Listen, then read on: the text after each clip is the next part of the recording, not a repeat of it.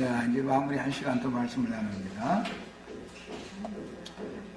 계시록 11장과 12장에는 때에 관한 말씀이 계속 나왔는데, 그 때라고 하는 것은 두 증인들을 통해서 두 번째 화, 즉 마지막 한 일의 전반부가 끝나고 12장 이후에는 세 번째 화라고 하는 마지막 한 일의 후반부에 대해서 기록을 한 것이기 때문에 이 때를 위해서, 즉 이제 어린 양의 혼인 기약이 이때 이제 이르렀다 이렇게 표현을 하는데, 이 때를 위해서 신약의 교회가 경영이 되어졌고, 딱 그 신약 교회 시대의 경영을 위해서 신약의 인류 역사가 경영이 되어진 것이다.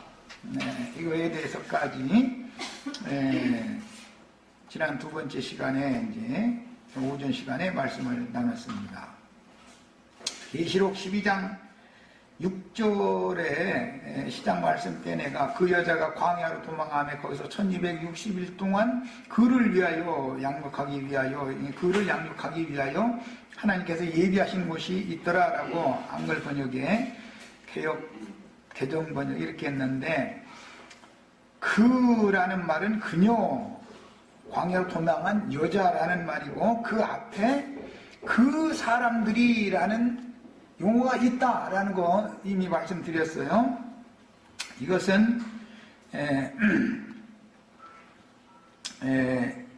회복력 성경을 읽어드리겠습니다. 그 여자가 광야로 피신하였는데 거기에는 사람들이 1260일 동안 그 여자에게 음식을 공급할 수 있도록 하나님께서 마련해 두신 곳이 있었습니다. 이렇게 기록이 됐어요. 그러니까 여기 사람들이 이미 예배되어져 있는 곳으로 여자가 도망가는 것이죠.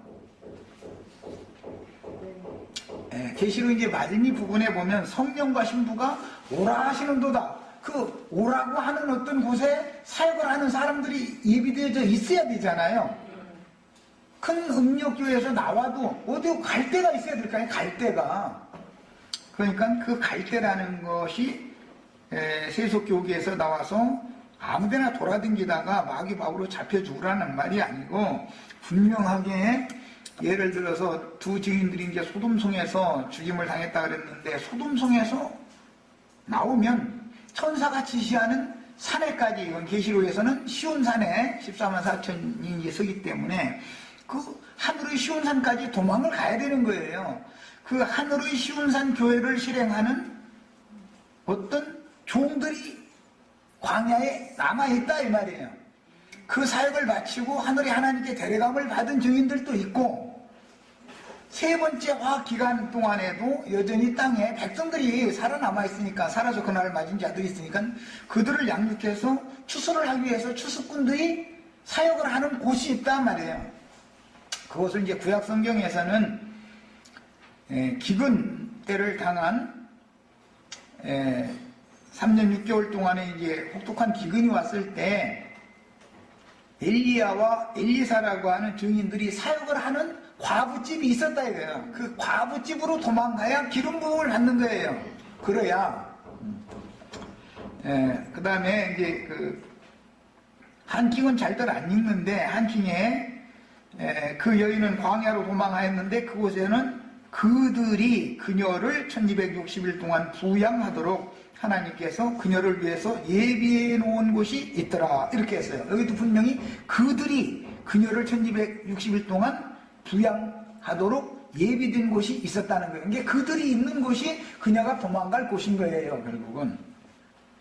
그 다음에 이것도 이제 킹제임스 계보의 이제 목회하는 분인데, 정동수 목사라는 사람이 번역한 성경에 그 여자가 광야로 도피하며 거기에 하나님께서 그녀를 위하여 예비하신 한 처소가 있으니 이것은 그들로 하여금 1260일 동안 그녀를 먹여 살리게 하고자 함이라 이렇게 번역했어요.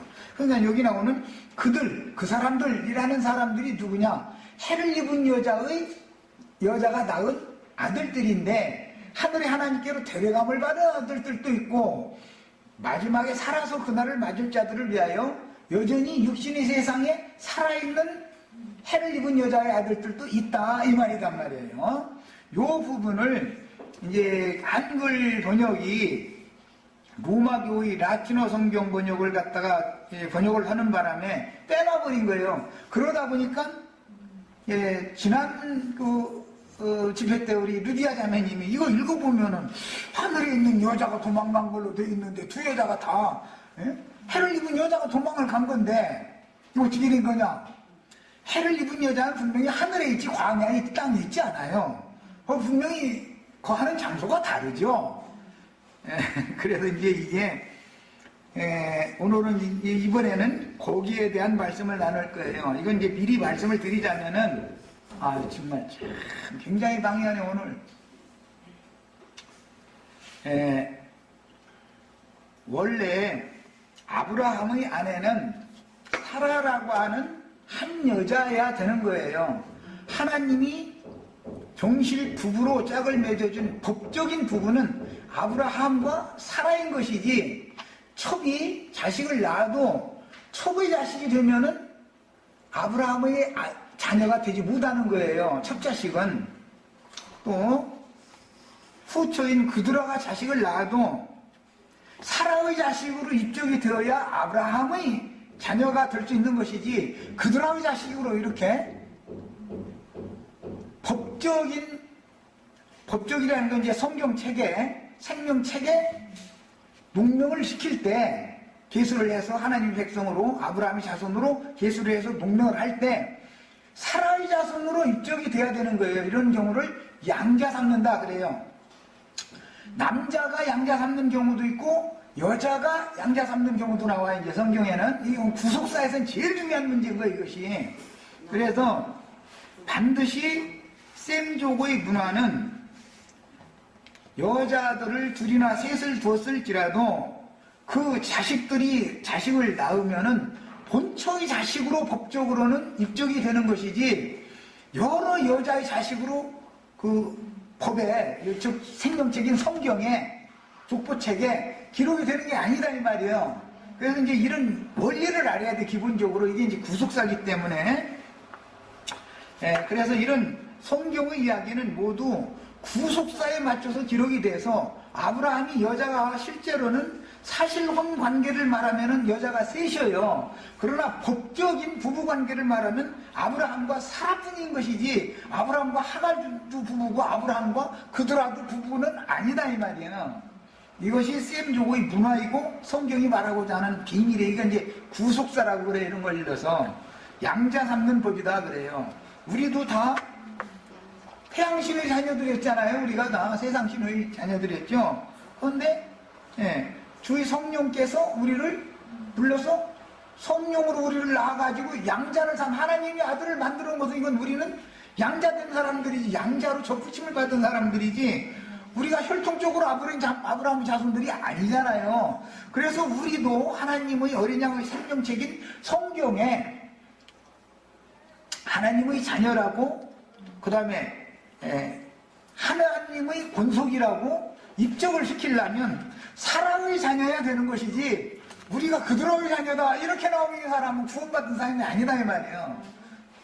또 우리는 하갈의 자녀다 이렇게 나오면 그건 구원받은 사람이 아니죠. 왜? 입적이 안 된 사람이다라는 걸 말하는 거니까, 이런 걸 보고 구속받고 거듭났다, 거듭나지 않았다 이렇게 말하는 거예요. 이게 이렇게 중요한 거예요. 그래서 자, 이제 컨윤박은 말씀을 드렸고,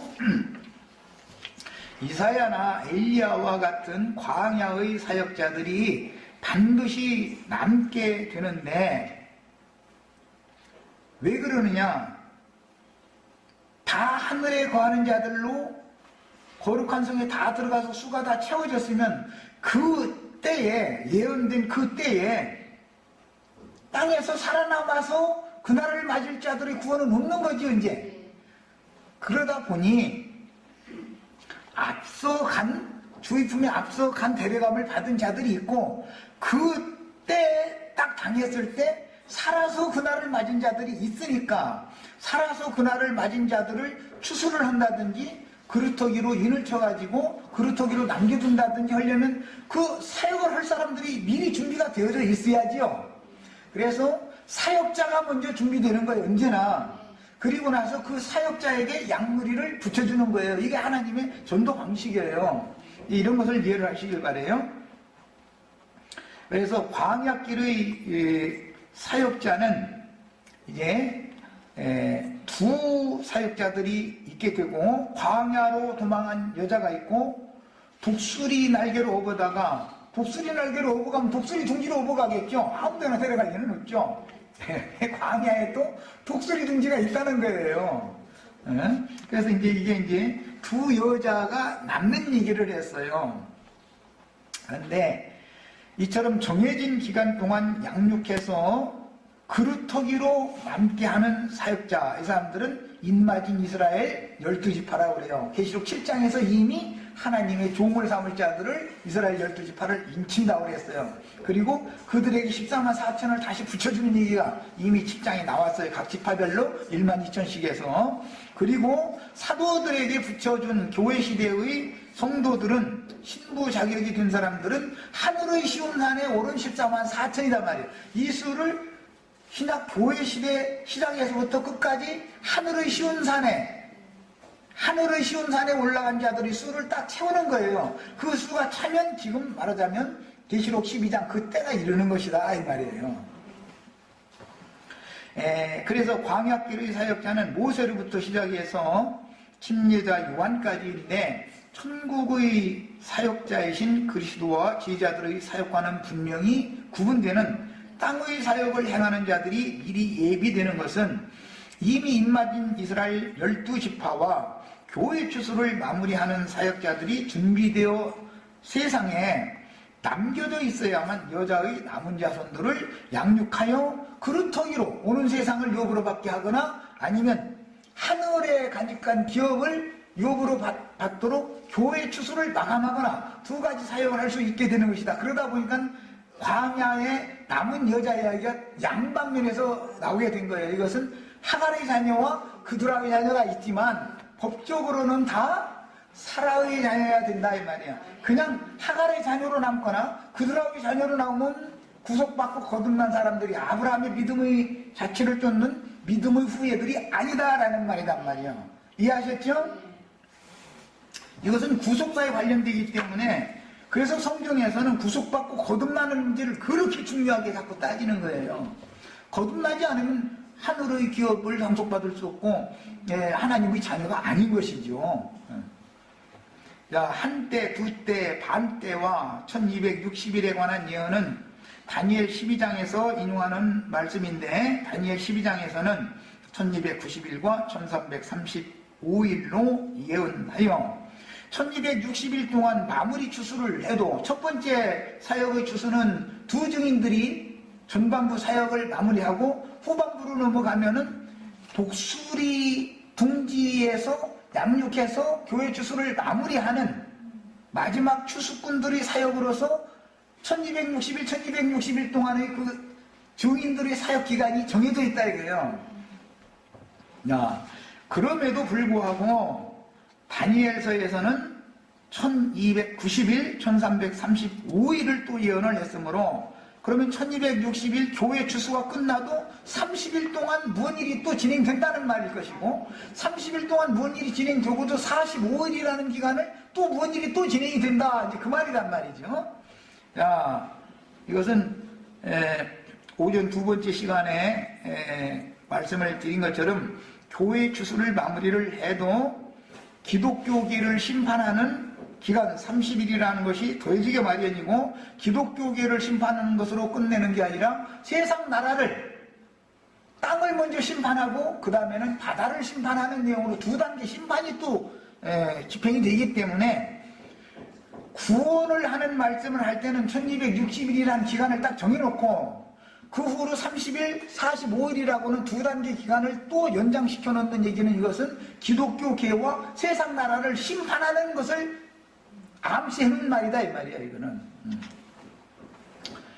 자, 그 다음에 1260일의 날짜는 힘센 천사의 위임을 받은 두 증인들이 증언하다가 순교당했지만 부활되어 승천하기까지의 기간이라고 성경이 증거하므로 계시록 11장의 기간은 전반기임을 알 수가 있으며 때와 달은 한때, 두때, 반때는 때고 42달은 달이죠.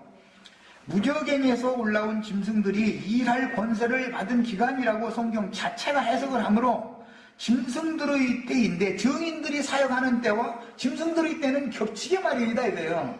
짐승들은 따로 일하고 증인들은 따로 일하는 게 아니라 지금 증인들이 일을 할 때 짐승들도 여전히 자기 일을 한다 그 말이란 말이에요. 와 정말 참 신경 되게 쓰이게 하네.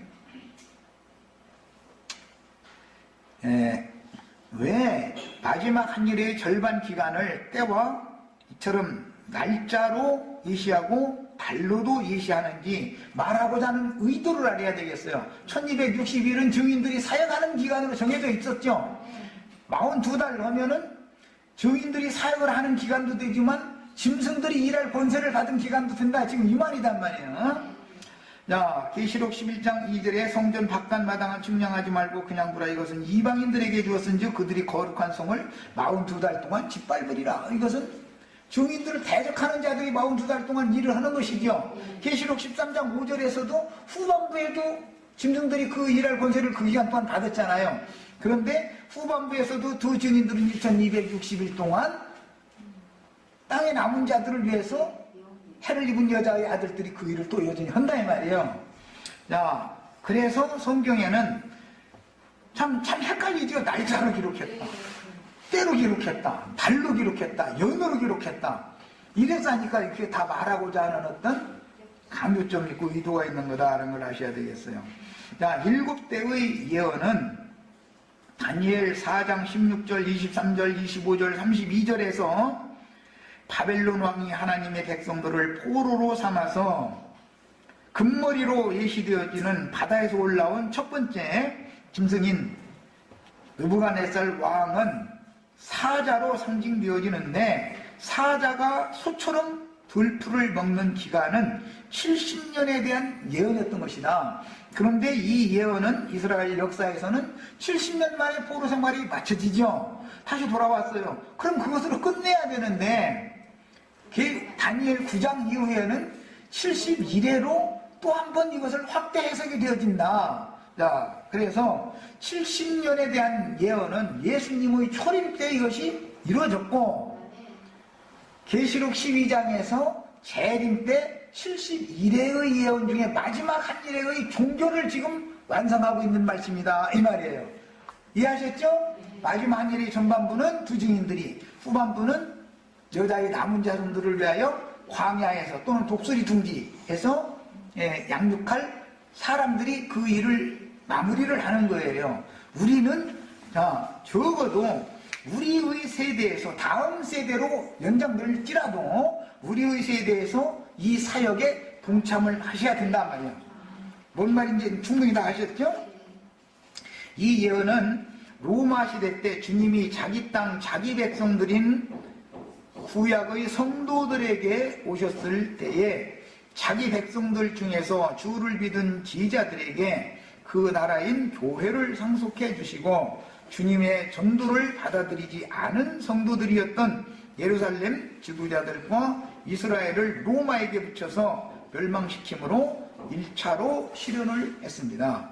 그런데 다니엘의 예언은 9장에서 70일에로 확대되어 12장에서는 70일에는 마지막 한일의 후반부가 다시 예언이 되었고 1290일, 1335일까지 나중까지 견디는 자는 구원을 얻는다라는 말씀을 거기서 신약성경이 인용을 하는 거예요. 그런데 이것은 마지막 때 될 일이니까 너는 이 예언의 책을 봉함해 두고 너는 평안히 돌아가서 쉬다가 그 날이 되면 네 몫을 받는다. 이렇게 해서 이제 마무리를 했어요.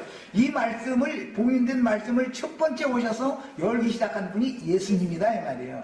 그리고 계시록 10장에서는 마무리 7번째 나팔, 이 마지막 3번째 화에 대한 말씀을 열어서 줄 때 받은 사람들이 증인들이었다 이 말이에요. 증인들. 그래서 이제 예수님으로 시작한 사역은 사도들이 이어받고 증인들이 사역을 마무리를 한다 이 말이란 말이에요. 자, 그러면 증인들이 사역으로 끄시면 얘기가 간단한데 그게 아니고 오는 한 세상을 다시 경영을 해야 되는 문제가 또 나왔기 때문에, 즉 하갈의 자녀들로서 아브라함의 자녀들이 되려면 사라의 자녀로 입적이 돼야 되는 사람들이 또 나와야 되니까, 14만 4천이 또 입적이 돼야 되니까, 그래서 그들을 위해서 이스라엘 12지파가 인침을 받아서 하나님의 종으로 미리 준비가 되어져 있는 것이고, 그들의 사역이 시작이 되어지면 이제 교회 시대는 종결되고 새 시대가 온 것이다 이 말이에요.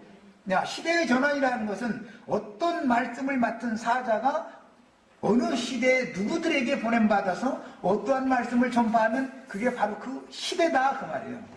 시대가 바꿔지는 건 이렇게 하는 거예요. 그래서 어떤 선지자들이 어떠한 말씀을 증거하는 것이 때와 기한에 대한, 주님이 다시 오심에 대한 예언을 알 수 있게 하는 징조가 되는 것이다. 이 오전 시간에 강조해서 말씀을 드렸어요. 한때와 두때와 반때는 성경의 흐름에 따라 사계절을 빗대어 때와 기한에 대한 징조를 예언하신 것이며, 이건 창세기 1장 14절로 15절에 나오는 말씀이며, 당연히 사계절 1년이라는 것은 농사를 지어서 땅에 농사를 해서 사람들이 먹고 살아야 되기 때문에 상징이다. 이것은 천국농사에 대한 상징이다 이 말이에요. 그래서 천국농사는 한 해만 짓고 마는 게 아니라 그 충만의 수와 찰제까지 매해 농사를 계속 해야 되다 보니까 때와 기한이라는 말이 나오게 된 것이다. 거기까지도 오전 시간에 말씀을 나눴었어요. 자, 그래서 사계절에 맞춰서 봄에는 씨를 뿌리고 여름에는 기르고 가을에는 결실해서 늦가을에 추수해가지고 겨울에는 그거 먹고 마시고 누리고 쉬는 거예요. 그러면 한 해가 간 거지요. 이렇게 사계절에 맞춰서 주님의 초림과 재림 예언이 어떻게 실현될 것인지 그 징조를 암시하는 것이므로 이스라엘의 농사법과 절기에 대해서 잘 추구하고 또 영적으로 이걸 적용해서 깨달아야 합니다. 천국 곡식의 추수법과 날짜와 절기법은 결국 70일의 근원이 되는 제7일 안식일과 제7년 면제년 또는 안식년, 그리고 느부갓네살 왕의 꿈에 보인 7때인 70년의 포로기에 대한 비밀의 열쇠인 인생의 날수 70년이 차면 각자 죄가 거하며 왕으로 타는 육체 장막을 벗어버리므로 완전하게 영으로 구속을 받았을지라도 몸의 구속을 받아야만 완전히 죄와 사망의 법에서 완전히 자유를 얻게 되는 거예요. 이제. 자, 이렇게 개인이 이렇게 해야 되는 것처럼 이런 신년을 만나고 신년이 이루어진 사람들의 충만의 수가 차야 하나님의 경륜의 신년도 오는 것이다 그 말이에요. 그 다음에 다니엘 9장 24절로 27절에는 바벨론 포로에서 노임을 받고 해방받는 70일의 때와 기한이 다니엘 4장의 7때를 역사로 실현한 바벨론 포로 70년이 찬 후에 소수가 예루살렘과 본토로 돌아와서 이스라엘 나라를 재건한 그 당시의 역사적인 사건은 앞으로 영적으로 이루어질 것에 대한 하나의 모형이요 예표가 되는 것이다. 이스라엘 나라의 역사라는 것은 교회사에서 이루어질 것에 대한 모형이요 예표가 되는 것이다 이 말이에요. 이런 예언은 먼저 인자 예수께서 자기 땅 자기 백성들에게 오셔서 모든 율법과 선지자의 글을 완성하여 육체로는 죽임을 당했으나 그 영으로 부활 승천하셨다가 천지의 모든 권세를 아버지께 받아가지고 그 영으로 재림하여 사도들에게 기름을 부어 사도들을 이방 죄인들 세상에 어둠의 세상에 보내서 빛의 말씀을 가지고 보내심으로 얻은 자들을 빛의 세계인 교회로 세워서 1차로 실현하기 시작을 해서 교회 추수가 완결될 때 하나님의 경륜의 신년이 완결되는 것이다. 교회 시대의 경륜이 완결됐다고 해서 그것이 끝이냐 그게 아니고 하갈의 자녀들이로 상징되어지는 하갈의 자녀들이지만 구속, 어린 양의 피로만 옷을 입은 이제 구속을 받은 사람들은 사라의 자녀로 다 입적, 법적으로는 이제 입적이 돼야 되기 때문에 그 수를 또 채우는 한 시대를 또 경영을 해야 되기 때문에 반드시 천년이 차기까지 이 희년율법, 천공용사율법이라는 것은 이어지게 돼 있는 것이다. 이게요. 예수님의 사역을 이어받은 사도들이 증거한 믿음의 말씀, 구원의 말씀을 듣고 믿어진 죄인들은 주님이 이룬 구속을 받음으로 죄와 사망의 법에서 노임을 받고 해방을 받아 생명의 성령의 법으로 다스려지는 주님의 완국 백성들이 되는 비밀이 1차로 실현이 되지만 반드시 주님께는 하갈의 자녀, 그드라의 자녀가 사라의 자녀로, 아브라함의 자녀로 생명체계, 어린 양의 생명체계 다 분명히 되는 경륜을 집행해야 되기 때문에 그러면 영원 세계에 가서는 아브라함의 자녀요, 사라의 자녀들인 것이지 거기에서는 무슨 하갈의 자녀라든지 그드라의 자녀는 있을 수가 없는 것이다. 만약에 하갈의 자녀나 그드라의 자녀로 남아있다라는 걸 주장을 한다면 그거는 구속받고 거듭나지 않은 사람들이라는 증거다 이 말이에요. 그건 믿는 사람들이 아니죠. 믿음의 조상 아브라함의 자녀들이 되어야 되는 얘기니까. 자, 예언된 때와 기한이 차면 허물이 그치며 죄가 끝나며 죄악이 용서되며 영원한 의가 드러나며 환상과 예언이 응하며 지극히 거룩한 이가 기름 부음을 받을 것이라고 하셨는데 예수님이 요단의 침례를 받을 때 표적이 된 것과 같이 사도들이 증거하는 말씀을 듣고 회개하고 주의 이름으로 침례를 받은 성도들에게 예언들이 1차로 응하는 것입니다. 그 후로 사도행전 15장 이후로 예루살렘 교회는 생명체계에서 끊어지고 사도행전 15장 이후에는 예루살렘 교회 얘기가 이제 안 나오죠. 13장에 안디옥 교회가 이미 나오고 15장에 예루살렘 교회에 가서 안디옥 교회에서 파송한 사도들이 나가 이방인에게 복음 전하는 내용을 예루살렘에 가서 보고를 한 이후에는 예루살렘 교회 얘기는 이제 성경에서 딱 없어져 버리죠. 야, 이것은 예루살렘 교회라는 것은 시작만 해놨지 완성은 즉 태를 고침받은 사라가 계속 사는 게 아니고 사라의 시대는 끝나고 육신적으로 볼 때 사라의 시대는 끝나고 그드라라가는 후초의 시대가 연결이 되기 때문에 이방인이 때로 연결이 되기 때문에 역사가 이렇게 진행이 된 것이다. 이것을 교회사에서도 그대로 적용을 했다 이 말이에요. 예루살렘 교회가 왜 없어졌는지를 알아야 돼요. 사라가 죽는 거예요. 사라가. 그러면은 주님이 최초에 자기 땅 자기 백성에게 오셨지 이방인들에게 먼저 온 게 아니잖아요. 이방인들을 적붙여서 즉 그드라의 자손들도 사라의 자녀가 되게 하려면 사라가 죽고 그드라가 후처가 돼야 되는 것이죠. 당연히. 그래서 그드라의 자손이 더 많아요. 사라의 자녀보다. 이런 것도 영적으로도 알아야 돼요. 그리고 이제 창세기 25장 때 이제 말씀을 나누겠지만 아브라함과 사라가 죽으면 장사를 지낼 때 이삭과 이스마엘이 와서 장사를 하는데 리브가의 아들들은 하나도 참석을 안 해요. 리브가 그드라의 자녀들은 왜 그래요? 시대가 다르다 참석을 할 수가 없죠. 그드라의 자손들은 이삭의 장사에나 참여하는 것이에요. 시대가 다른 거예요. 시대가 아버지 때는 끝난 거예요. 예수님 그래서 내 아버지라고 말할 땐 이삭이 아브라함 보고 아버지여라고 하는 말과 똑같은 말이다 이 말이에요. 이해하셨죠? 그 다음에 다니엘이 말한 바 멸망의 가증한 것은 거룩한 곳에 서서 자기를 보여 신이라고 주장할 때 두 증인들도 보내심을 받아 짐승과 싸우면서 성전과 제단과 그 안에서 경배하는 자들을 측량하고 성전 바깥에 마당에서 경배하는 자들을 그냥 두라고 하신 말씀을 실현하기 시작해서 여기 두 증인들이 사역을 하죠. 계시록 12장 이후에 광야에 도망한 여자나 독수리 날개로 업어다가 독수리 둥지에서 독수리 새끼를 양육을 해서 이제 하늘을 이제 나는 자들이 이제 완전 스스로 날 수 있게 만들어 주는 거예요. 그런 사역을 하는 자들은 아직 땅에 남아 있어야 된다 이거예요. 사역자가 없으면은 사역자가 준비되어 있지 않으면은 추수할 공물을 배갈 수가 없죠.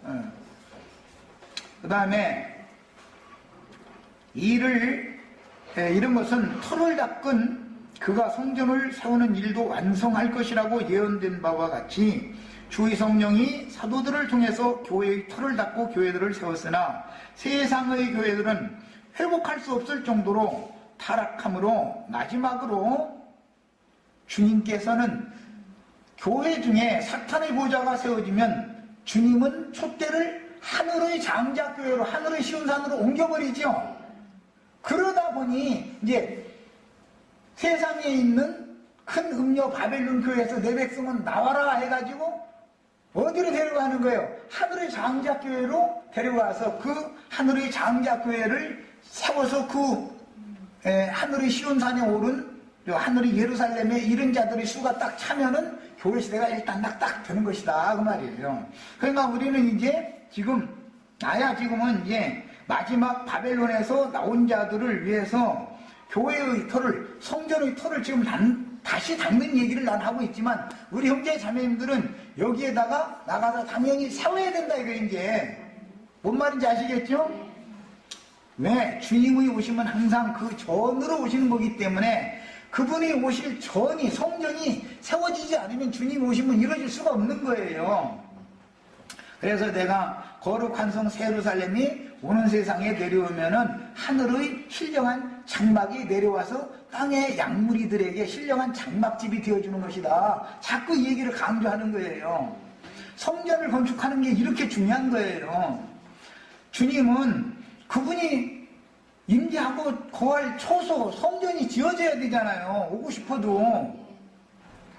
세상 교회는 오고 싶어도 못 오는 것은 마귀와 자기 보좌를 거기서 임금으로서 하고 있는데 하나님 거기 올 수 없는 거잖아요. 그래서 촛대를 하늘의 장자 교회, 하늘의 시온산 예루살렘의 이른 자들 그곳으로 촛대를 옮겨놓고 나서 그 교회가 완성되어져야 오는 세상에 그분이 거룩한 영광스러운 신령한 전이라는 게 거룩한 성 예루살렘인데 새 예루살렘이 오는 세상의 양무리에게 와서 당신이 집을 삼는다 말이에요. 이것이 성경 이야기예요. 72대에 대한 이상은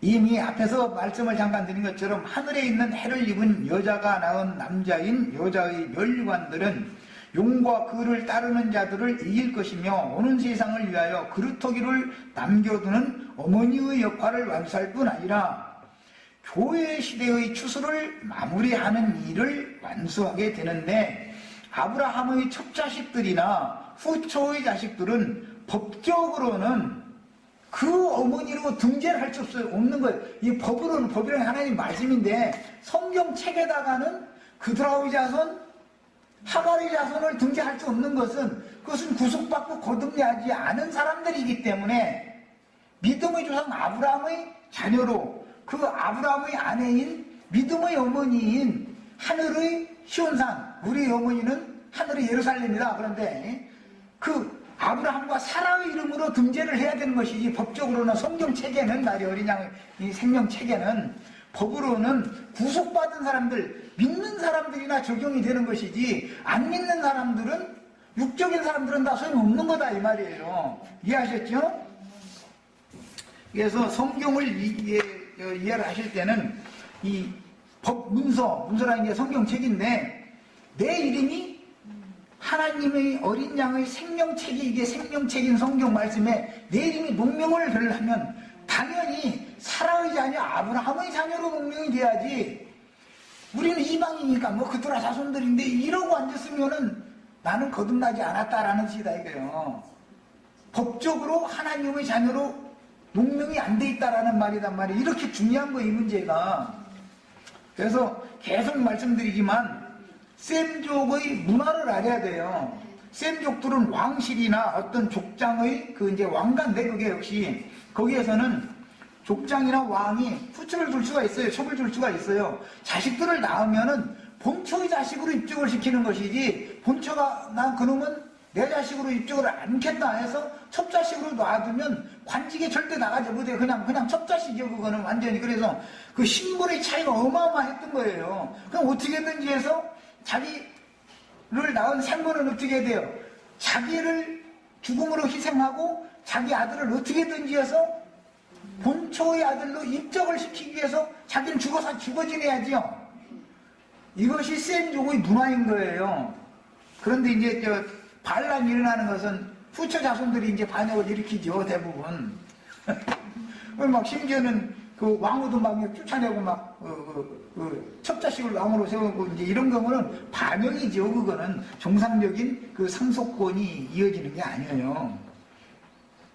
자, 그 다음에 71회에 대한 이상은 77절이라는 절기법과 희년법에 대한 기초이며, 희년은 죄와 허물들을 용서받고 자기 가족과 본토로 돌아오는 법인데, 주님의 증거로 적용하실 때는 사람이 하루에 7번씩 70번을 범죄하더라도 다시 돌아와서 내가 잘못하였노라 회개하노라 하면 용서를 해주는 말씀을 했어요. 이것이 그리스도의 법이다 그래요. 율법은 한 번 잘못하면 100번 잘했다가 99번 잘했다가 한 번 잘못하면 그걸로 사망이죠.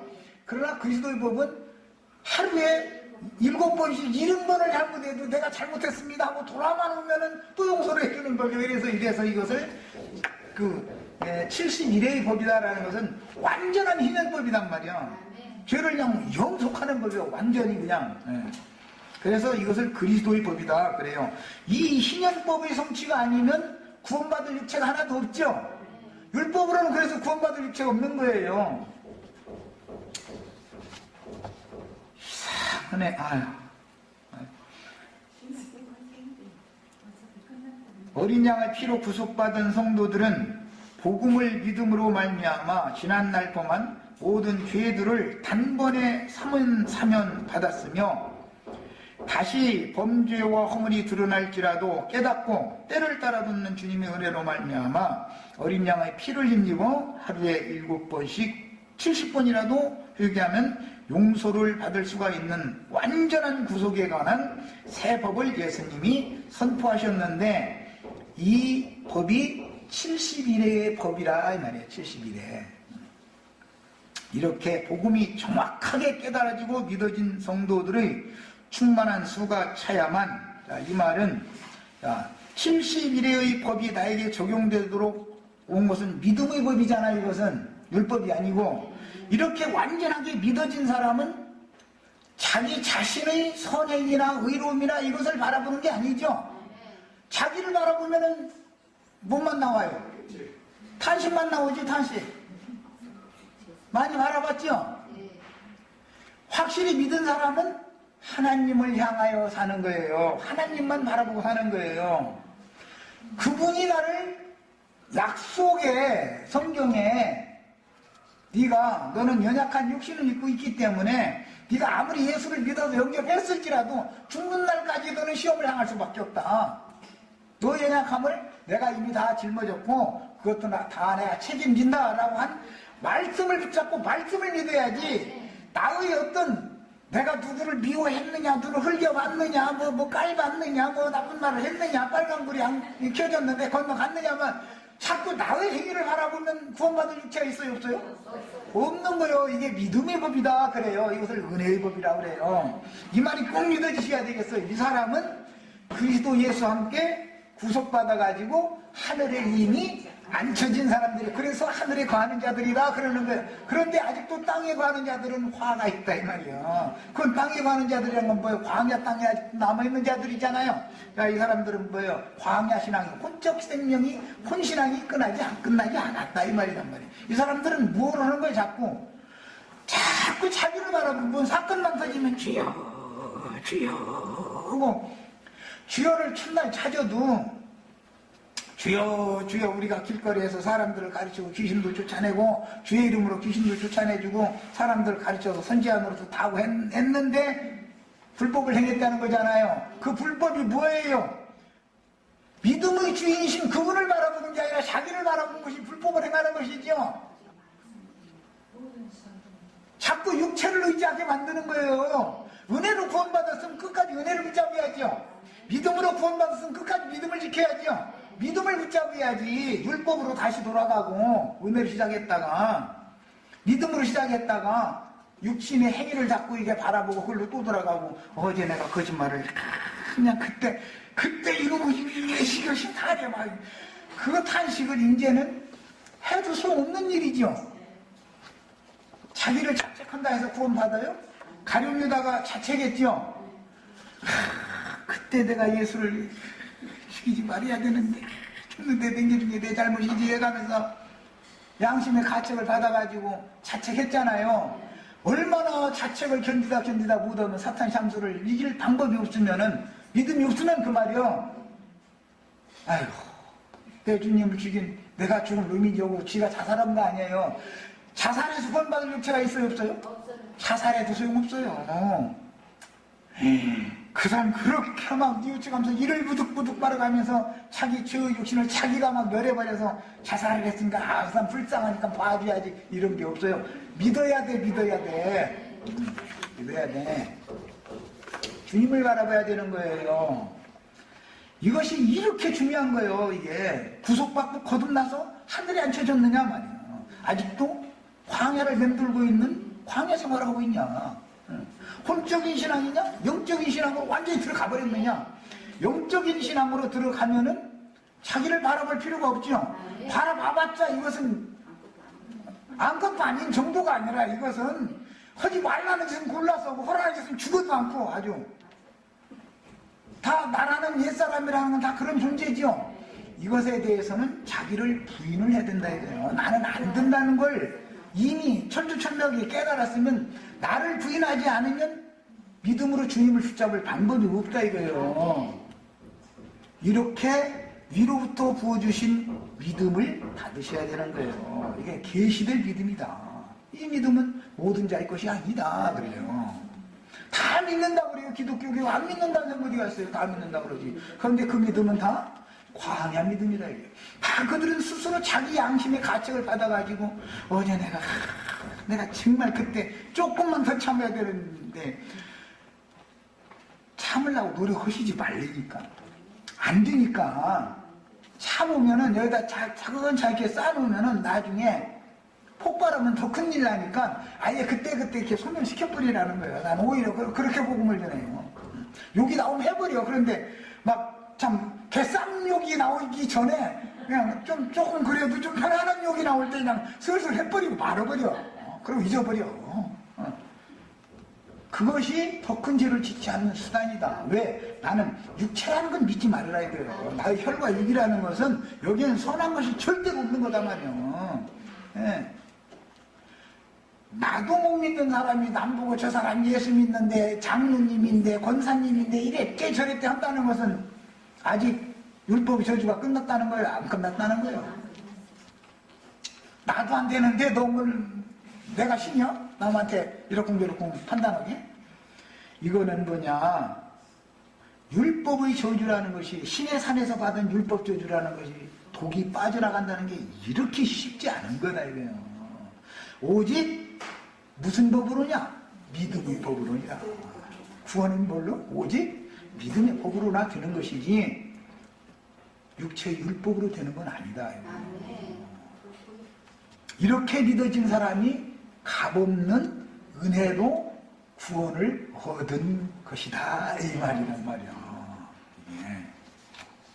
그 다음에 어린 양의 피로 구속받은 성도들은 복음을 믿음으로 말미암아 지난날 범한 모든 죄들을 단번에 사면받았으며 다시 범죄와 허물이 드러날지라도 깨닫고 때를 따라 돕는 은혜를 말미암아 어린 양의 피를 다시 힘입고 이제 지금부터는 철판 까는 거예요. 이제 철판을 490번 듣고 까는 거예요. 490번 날마다 490번 까는 거예요.